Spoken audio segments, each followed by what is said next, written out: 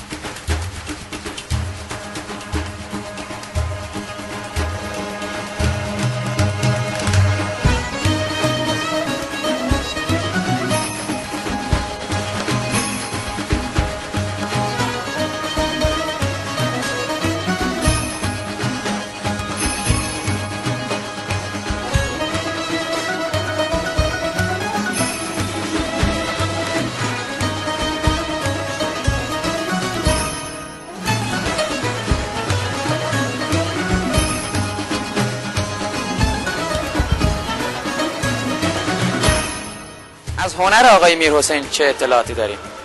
آقای میرحسین جا که خبر دارم ایشون هم نقاشه هم موسیقی دان، خانومش هم که دکترای هنر ده دانشگاه الزهرا درس میده دیگه. از لحاظ هنری دیگه بگم ایشون تموم باشن دیگه. حالا هم کارشناس ارشد معماری هم که دارن، خودشون هم که کار هنری انجام میدن. بیشتر از این لحاظ هنریشون خبر ندارم.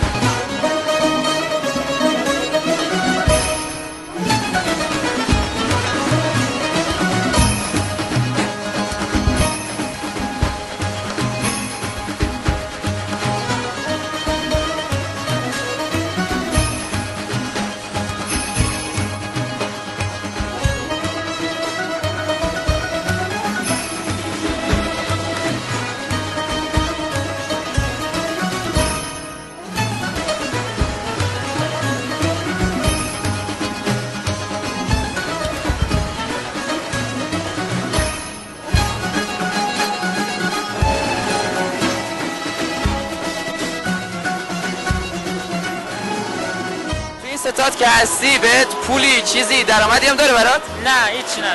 هیچ درآمدی نداره. برای رضا خدا کار میکنی؟ آره برای رضای خدا کار. برای سرنوشت ملتت؟ برای دلمون کار میکنی. برای دلتون. میرحسین از دل دوست داری؟ از دل دوست دارم.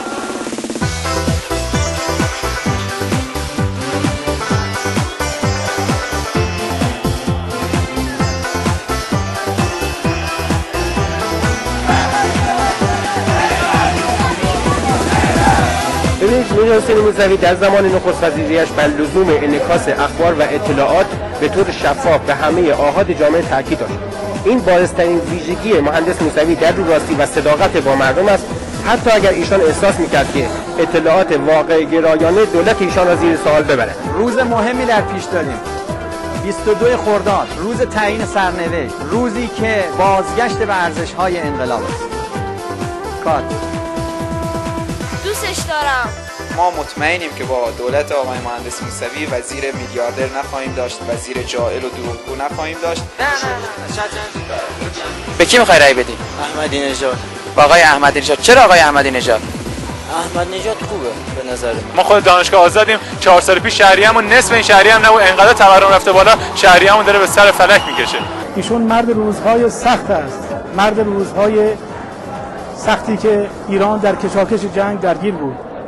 میرحسین موسوی با برنامه‌های بسیار کارشناسانه خود برای ایران عزت جاودانی و همیشگی رو خواهان است. او می‌خواهد به مردم ایران کرامت انسانی عطا بفرماید و همگام با رهبری و در کنار مردم برای تعالی و عزت ایران اسلامی بکوشد. چرا آقای موسوی؟ سلامتی. آقا رنگ هم شهری و بیر جنبیان عزیز خور انگیز دیم همه وارد صحنه شیم تا دیر نشده و کار از کار بگذشته همه در انتخابات شرکت کنیم، نکنه مثل قدیم باشه که اجداد و ما مگفت یک زمان قاتل شدم 100 سال روحم دور شد. بگذاری تا راه ما دور نشده در انتخابات ریاست جمهوری شرکت کنیم و به فرد صالح رأی دیم. یاد شما باشه که در شرایط فعلی فقط شرکت کرده ضروری نیه، انتخاب کرده مهمتر از وضع اوله و انتخاب نکردن بعضی و مهمتر از هر دو صورته. بنابراین مبرخزم تو برخزی او برخزه موسوی برخه خواست و سلام. اصلا نباشی آجا شما به کی میخوای رأی بدی؟ آقای موسوی گفتمانشون اسمش هست اصالت پویا. آقای موسوی؟ چرا آقای موسوی؟ این گفتمان یک گفتمان همه جانبه است. از معضلات و مشکلات معیشتی یک کارگر فصلی را مورد بررسی قرار میده تا به زندان رفتن یک دانشجوی معترض سیاسی. اینا رو واسه کجا دارید میگیری؟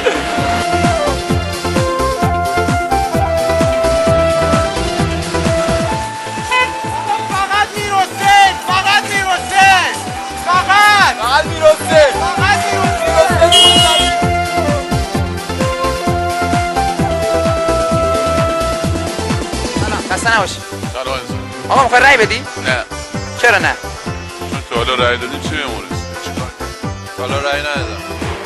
نه مصاحبه به کسی رأی میدم که کابینش هم مثل خودش باشه. در دهمین دوره ریاست جمهوری مهندس میرحسین موسوی فرزند انقلاب، فرزند امام، دولت امید رو تشکیل خواهد داد، دولت سبز رو تشکیل خواهد داد تا جلوی همه تبعیض‌ها رو بگیره، تا جلوی همه فریبکاری ها، خرافات، تهجر، قشریگری و همه مسائلی رو که در این سالها باعث رنج مردم و رنج ملت شده بزدایه و امید رو در مردم دوباره زنده کنه.